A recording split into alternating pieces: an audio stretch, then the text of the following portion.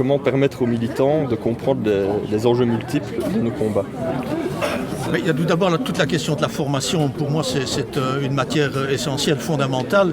Je suis convaincu de cela pour avoir animé moi-même avec quelques amis des cycles de formation pendant 3 ans. On va reprendre ces cycles de formation en s'appuyant sur l'Institut, le bureau d'études. On va remettre en place des cycles.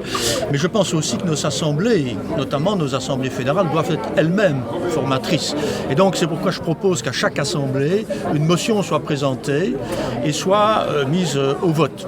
Ça pourrait être par exemple le pacte d'excellence, par exemple le CETA, ce sont des sujets qui mériteraient vraiment d'être un peu discutés, d'être un peu présentés.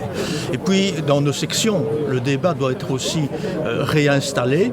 Ça passe notamment par des visites régulières de nos mandataires de premier rang, de nos parlementaires. Je proposerai à cet égard un calendrier planifié pour que chaque section puisse profiter de ces visites.